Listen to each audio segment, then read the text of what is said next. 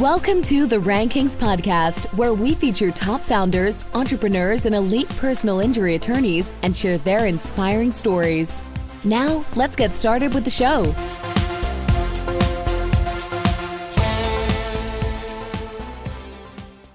Chris Stryer here, CEO and founder of Rankings.io, where we help elite personal injury attorneys dominate first-page rankings. You're listening to the Rankings Podcast, where I feature top business owners, entrepreneurs, and elite personal injury attorneys. I'm excited to welcome Emmy Award winner Chris Do to the show today. Chris is the director, CEO, and chief strategist at Blind, a brand strategy and design consultancy firm. He is also the founder of the Futur, an online education platform that aims to help 1 billion people earn a living doing what they love. Chris, welcome to the show. Thanks for having me, Chris. Yeah, I'm super excited to have you on the show. I've been following you on Instagram. That's where I've really caught a lot of your work, and I just thought, man, I have to have you on the show to talk about kind of what you're doing. Okay. How can I help? Yeah, so for those of who don't know who you are, what is the Futur, and who do you help? All right.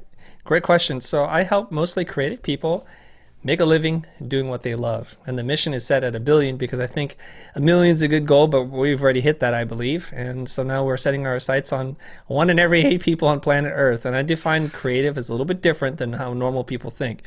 Most people think creative is someone who makes art or is good at drawing and things like that. But I think people who are creative design innovative solutions to existing wicked problems. Yeah, that's incredible. And I've got to applaud you for the BHAG goal of 1 billion. I think Grant Cardone, the 10X style it's definitely an amazing goal. And,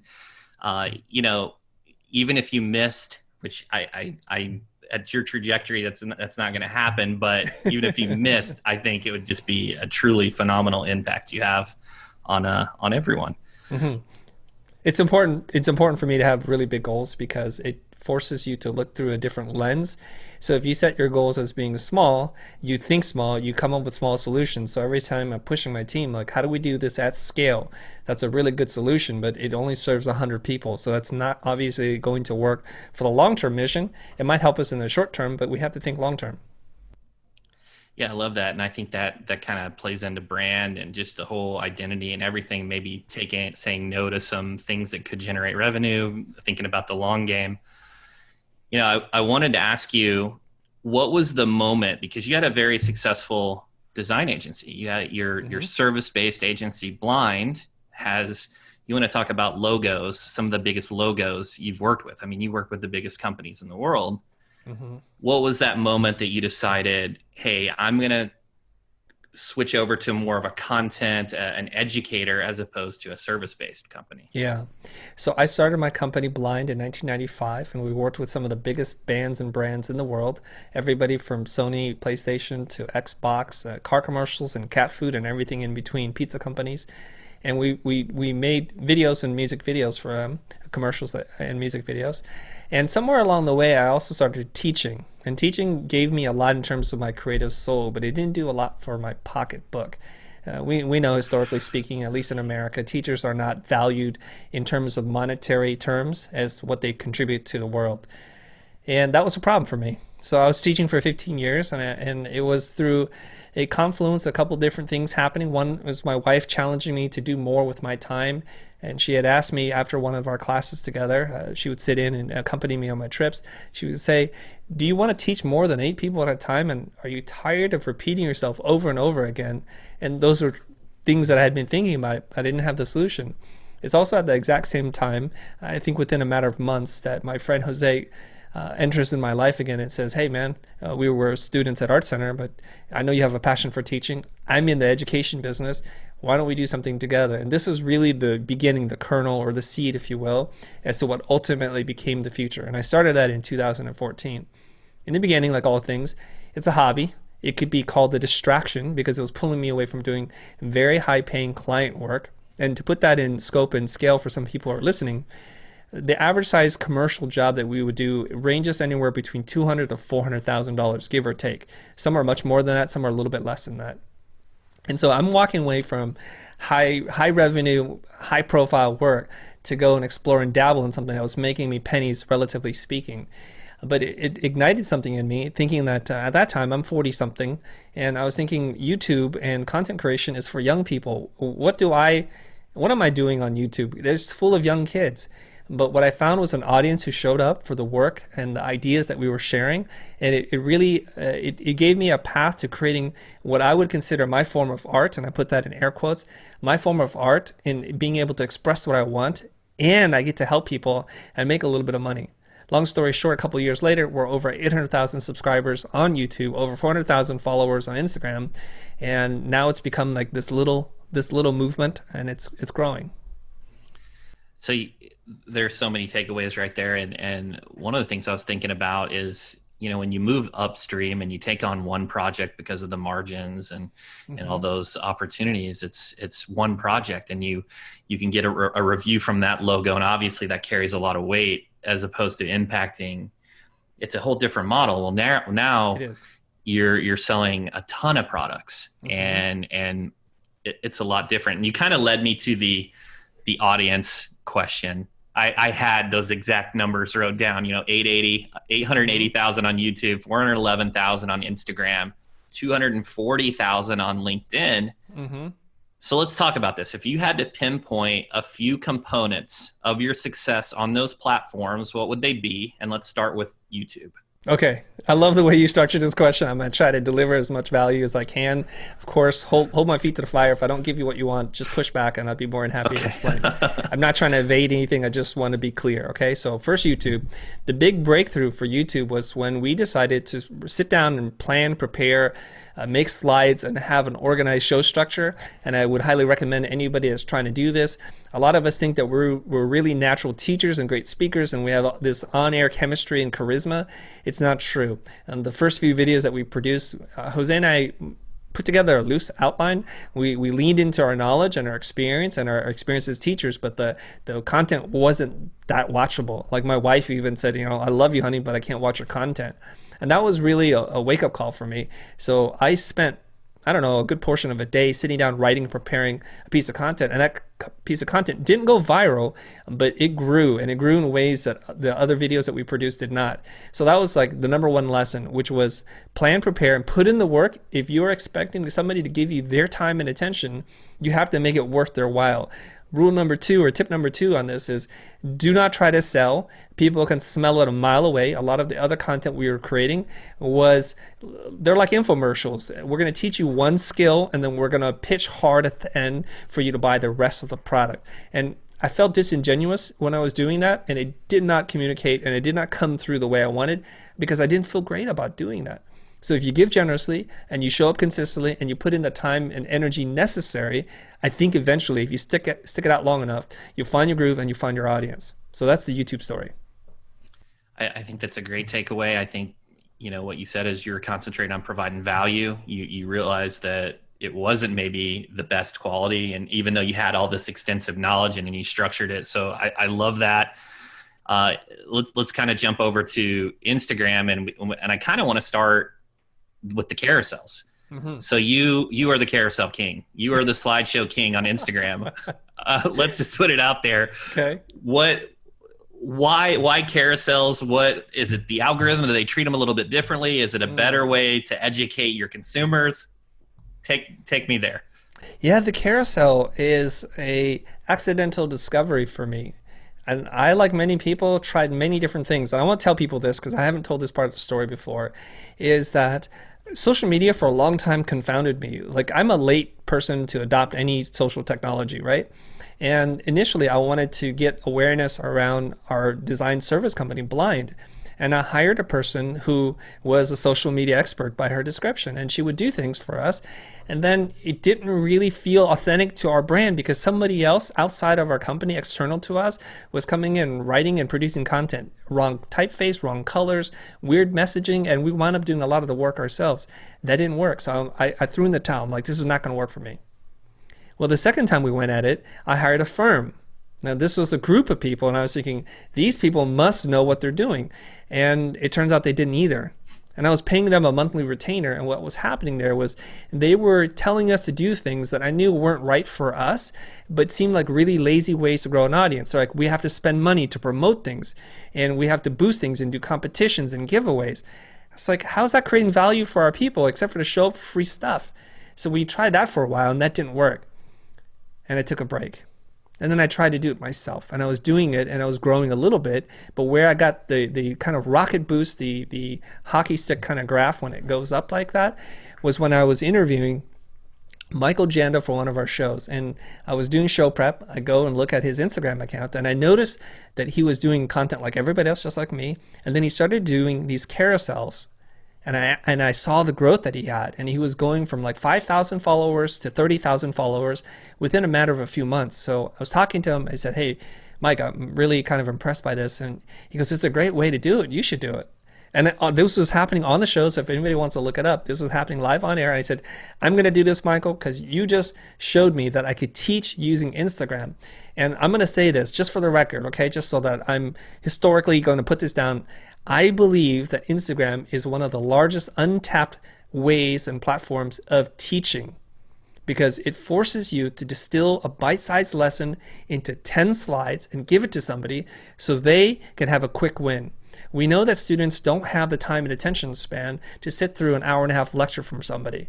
So if you are able to design your lecture, take the hour-and-a-half and cut it down to 15 micro lessons and put it out there, you are potentially going to have greater impact on the lives of the people that you want to reach. Now here's the deal. I've done probably at this point literally hundreds of keynote presentations before. And some of the keynote presentations have hundreds of pages. So initially when I was jumping in, I was like, I have content for years. I could do this forever. And I realized one of the challenges, which is translating a talking, living presentation demo and slides to just a read-only visual medium, was actually very difficult. You had to learn to write differently. You had to learn to pace your slides differently. But once I got over the initial learning curve, which was a couple of carousels in, I was able to grab an audience, and they were using this feature. And this is a feature that Instagram heavily promotes. And like all new features, tomorrow they're going to come out with a new feature. If you use it, they're going to want to promote and push that to get adoption. And this is the really critical part. And I've just personally fallen in love with teaching via 10 slides. So there's so much there, and I'm trying to think about where I want to ask next. Okay. The distilling the information to 10 slides. Mm-hmm. First of all, that's an immense challenge, because on its own, just the creative component, putting too many words on the slide. Are there some general recommendations in trying to condense that information into something that's usable, or is it a case by case basis? And how do you distill that much information? Yeah, I'm going to borrow a metaphor here from a famous copywriting a writer, and he describes writing copy like this slippery slide. Like you want to get on it, it wants to be effortless, and you want to go from the top right on through the bottom. And so this is the problem that a lot of people have, because I see these carousels and ask me for advice. But the biggest problem is, first of all, they're not drawing me in. If you look at your first slide, is the beginning of your story. If I'm not interested in the beginning of your story, there's no way I'm going to get to the end. So it's really important to have a really strong hook. And a hook is probably a combination of a few words and an image that's very thought-provoking, a puzzle, a question, an invitation to draw the audience in. And then you got to get them through the slide. A lot of people front load all the information, which is something that I used to do. I would put too much information, and then they would either A, get everything they wanted, or it was just too much work. It felt like work, so they're not going to read anymore. So the engagement I had at the beginning wasn't very good. I learned that less is more, and that you need to reduce your carousel down to one simple lesson. Think about the one key takeaway and deliver on that. So the general phrase I like to use is, I want to have a light but satisfying meal. I got to get through slides 1 through 9 or 8 before you drop the heavy hook. So at the end, if you haven't delivered value yet, you're in deep trouble, because now people are not going to be happy with you. So if you promise an answer, give them something that they A, would pay money to learn, and or B, that they would gladly share with a friend. Jimmy, you need to read this. Mary, this is excellent. I think we talked about this the other day.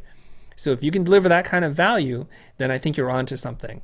Now, I do want to caution everybody about this one thing, because it's made famous by author Austin Kleon, his book Steal Like an Artist. And people have misinterpreted what that means by the author's own words and through the examples that we're seeing. Is that a lot of people see the carousels like everybody's doing it, I want to get in, so they wind up copying the form without understanding the structure, and the structure is more important for you to understand. The other thing that they do is they tend to regurgitate content, design it, remove the credit away from whoever originally wrote it or shared that concept, and then they try to claim that this is theirs. Now, this is a very disingenuous way to work and live, and I think this goes against the principles of sharing generously. The integrity, the journey, no fluff. Yeah, I like all that. And so let's kind of transition over to LinkedIn. LinkedIn has slide decks. You're up to 240,000 followers, but the audience is different. The channel is different. Yes. But having said that, a lot of the content you produce is very educational. How is LinkedIn different than, say, Instagram? Yeah, so LinkedIn for a long time has been a puzzle for me because, as many people describe it, it's like an online resume site, and people were trying to figure out how to use it well. And a couple of people cracked it, but a little while ago, LinkedIn also opened up a feature, and they're not referred to as carousels, but you can upload a PDF. You can upload a PDF, which is essentially, if you work in carousels, it's exactly the same, just a different file format. And what I do is I will post content on Instagram, and I'll see which content performs well. I'll see which ones are more relevant for a business-minded audience, and then adapt that, sometimes change it, make it longer, make it shorter, change the language a little bit, and then export a PDF, upload it to LinkedIn. And there's a special button. It's kind of hidden, and it's not obvious where you click on it. And if you share that, then it functions in exactly the same way as Instagram, where you're able to swipe through them. And I think there's something very pleasurable and addictive to simply swiping. It's just a gratifying gesture, especially if you learn to tell stories one frame at a time. And by doing that in combination with a couple of hashtags and writing more appropriate descriptions, I think you're going to be able to hook into a LinkedIn audience. And these posts also get viewed a lot because the platforms promote the new features. It's interesting that you said that about it being gratifying with the swipe, because that's really true. I was thinking one of the reasons when we switched from Basecamp 3 over to Trello, and we wanted that simplified Kanban setup, but I liked the feeling of moving a card to completion. It was more gratifying than checking off something off the list, and I think that the slide decks have that. And I think now that you've mentioned that, I think that's one of the reasons why I kind of resonate to your Instagram, the Futures account, because I can go in there, I can consume some really high value information very quickly, and I can move on to the next topic that I'm interested in, as opposed to trying to really find the value, which may take a lot more time. So I've got a follow-up question. So actually, before my follow-up, let's talk about the podcast. I listened to your interview with Jordan Harbinger today. Great interview, great discussion. So what are some of the lessons that you've learned running your podcast? Okay, the podcast is a whole nother animal. You're getting to some really good questions here.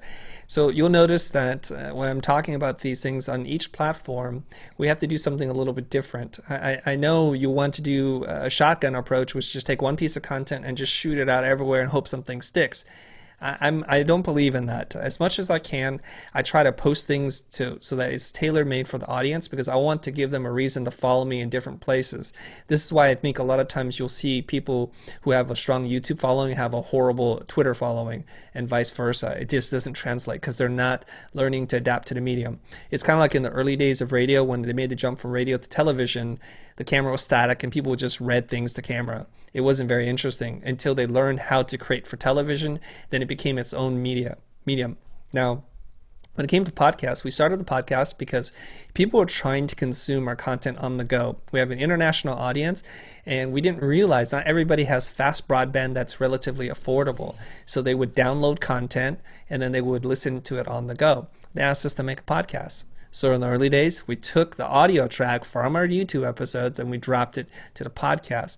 But what we realized quickly is that it's a very intimate relationship that you're having on a podcast. It's like you're in somebody's head and ear hole. Generally speaking, that's all they're hearing, right? So they've isolated everything else out, and they're either working, jogging, cooking, or doing something, but they're listening to you, and you need to speak to them. It has to be a conversation with them, even though they can't talk back to you. So that's when I had to learn how to adopt a different style. And what's been interesting is if you only focus on the audio part, the conversation changes. It's very different than just converting a YouTube episode, because I have to describe things and I'm trying to do a little bit of theater of the mind, and I get to have more intimate and deeper conversations without the worry of production, a team, is the lighting right, how's my makeup, if you will, or whatever it is. I could just have a conversation with people. Yeah, I found it is more intimate. You can ask the questions, there's this back and forth dialogue. And I think the preparation, I really underestimated from starting our show, the amount of preparation it takes to have a good conversation, because you see these superstars and what they're doing. And it's like, wait, I need to drill down and provide value to my audience. What things should I be asking? And, so one of the things I wanted to ask you that doesn't get talked about a lot, and you see other individuals like Gary Vee, he's cranking out a ton of content. He's got that article, 64 pieces in a day or something, and people talk about delegate and elevate. Mm-hmm. Is it a situation where you have a team composition that's really helping you with this? Or is it that Chris Doe's an artist and you're just crushing it, creating this high quality content? What's kind of the team composition look like to have this much success on these platforms? Very good question again. First, I want to say that everything I'm saying can be applied to you, whoever's listening to this. That's a one-person thing. And if this is something that you want to take to the next level, you're going to need some help, especially if your background's not in design or writing. Obviously, then you're going to need some help. I definitely rely on a team, and there's a lot of people, not nearly as big as what Gary Vaynerchuk has. I think he has 12 people dedicated just to his social medias, and our whole company is like 14 people. So there's a difference in scale there. So here's how it breaks down. Here's the nitty and the gritty part of it. My Instagram carousels, I write, I design, I produce all by my lonesome.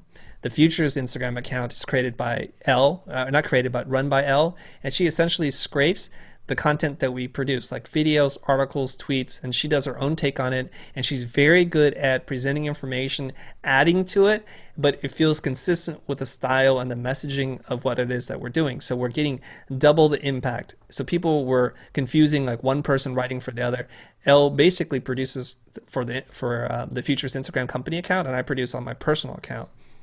When it comes to the video, there's a whole video production team. They generate ideas with me. We write. They direct me. Even though I'm the boss, I say, I'm going to read these things to you. And if it doesn't sound right, I want you to listen for our audience, not for yourself. So if I say something that's not clear, just say, hey, that's not clear. Or I'm feeling you're coming in a little aggressive here, or you're too soft-spoken. I need you to amp up the energy. So they're directing me to deliver what it is that I need to for camera. And so there's a whole team. For cut downs, definitely, because I don't do any of the editing myself. I do have my own home studio set up just like you, and I send them the files. When they get the files, they figure out what to do with it. They'll write little scripts or intros for me after they've cut it so that we know this is going to work. Well, thank you for that really detailed question. It's interesting to look kind of behind the curtain, like how is this being created? Like there's a lot of moving components here, and the production quality is just extremely high. And I was just kind of curious there. And you did kind of answer another question I had as a follow-up, was personal brand versus business brand and how you separate the two.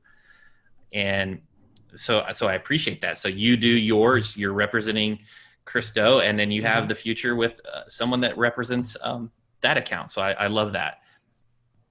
And so let's kind of shift over to personal development. Or are there any business books that you recommend? Yeah, for sure. So what topic do you want? Yeah. So let's go with project management. That's kind of a random one. The most boring. Or scaling up. Who knows? Shoot, I don't know. I should have asked you to ask me. Now I feel stuck. Yeah. I don't know what to do with project management. What are a couple books that come to mind? I know you mentioned Steal Like an Artist. Yeah, so let's talk about marketing. I don't think there's a better writer in terms of marketing than Seth Godin. So the two books I'm going to recommend is This Is Marketing, which is his latest book, and a classic one, which is All Marketers Are Liars. I think at this point I've read 4 or 5 Seth Godin books, and they're all very good. So All Marketers Are Liars, and This Is Marketing from Seth Godin, and also from Alan Dibb, the one-page marketing plan. is also very good. So that's on the marketing side. On the sales side, I recommend Socratic Selling. I think it's Kevin Daly who wrote that book. And I also recommend The Coaching Habit by Michael Bungay-Stanier, who we had on as a guest. And it's excellent for lots of different things. It's called The Coaching Habit, which wasn't like a sizzling title, like a must read for me, but what's inside is incredible. It's really teaching you about how to ask questions and why the importance of questions will elevate your relationships, whether you're a manager, a coach, a friend, or a teacher. Broad application. I love that book. For the godfather of business books, I think you're going to need to read Jim Rohn, 7 Strategies for Wealth and Happiness. For company culture, I'm going to recommend Delivering Happiness by Tony Hsieh. And I also enjoyed another book from Seth Godin, Permission Marketing. And if you want to learn how to run a 21st century company, I would read most of the books by Jason Friedman and David Heinemeier Hansson, I believe. They wrote the book Rework and Remote. They wrote the manifesto for work from home in 2013. It's quite an interesting read to now look at that in 2020 in the middle of the pandemic. So I should have structured my question better at the beginning, and you nailed it, because many of those books are phenomenal. I've read many of those. I had Seth Godin on the show a couple weeks ago. Just awesome human being. This is Marketing. I'm a huge Jim Rohn fan. The 12 Pillars of Success, just incredible audiobook that you can crank through in a day. And I'll link up all those books. Those are phenomenal recommendations. And so let's go to one final question here. Is there anything that you want to talk about that we haven't discussed? I don't think so. I think you've done a really good job asking these questions. Who is your main, your like legal people are listening to this? Yeah. So mostly personal injury attorneys, and I know many of them are trying to break into the social media space. So I thought, hey, let's have someone that's really doing an excellent job, and okay. That's one of the main reasons why I wanted to have you on the show. Okay, then I know what my final message is going to be. I think most people think of social media as an extension of advertising, and I think it couldn't be anything further than advertising. And advertising, the way it's classically defined and understood, is a company, a brand has a message, and they send it out and they blast it, they broadcast it to a broad audience, and they hope something sticks. I think the internet is the first modern communication tool that wasn't invented for advertising. And Seth Godin said this is not my idea. And that you can have a real conversation with people. So if you approach building an audience as an act of generosity, one where you have zero expectations and you give incredible amounts of value, you're going to get people who are going to raise their hand and ask to become a part of your marketing. It's really weird. They opt in instead of opting out. They say, yes, you have my permission to continue to market to me. So the critical part here is not to abuse that relationship, not to spam them with a lot of junk and pitching them stuff. You need to constantly deliver value, and you need to move them up the permission ladder. And Seth describes in his book, Permission Marketing, the very highest level of permission marketing is when the client or customer gives you permission to spend their money in their best interests. And there's a bunch of examples of that. Like when you belong to certain clubs, they say, we're going to send you a box of stuff, like the subscription boxes, right? They're saying, like, based on your preferences and what we know and learn about you, we're going to send you something that we think you're going to find delightful. And if you don't, we'll keep working on it until we do. So that's the highest level. And that's really a wonderful way of having a relationship with a client. So even though you're in the legal space, which you could say, maybe everybody's figured out everything you could do in the legal space, but I'm not so sure. Think about how you can improve and make the lives of your customers better, and you're going to build an audience and a customer for life. I love that. It's an incredible piece of advice, and I think that if the attorneys did that, then they're going to provide that create that following. We hope so. Yeah, absolutely. And guys, we've been talking to Chris Do, founder of the Futur. Chris, where can people go to learn more? They can find us pretty much everywhere on every social channel, and the Futur is spelt without an E. It's Futur. The way we remind people is if you drop the E, the ego, then you can spell the future. So thefutur.com, and everywhere on social is at the Futur is here, and I'm at the Chris Do, and Do is spelled D-O. Thanks, Chris.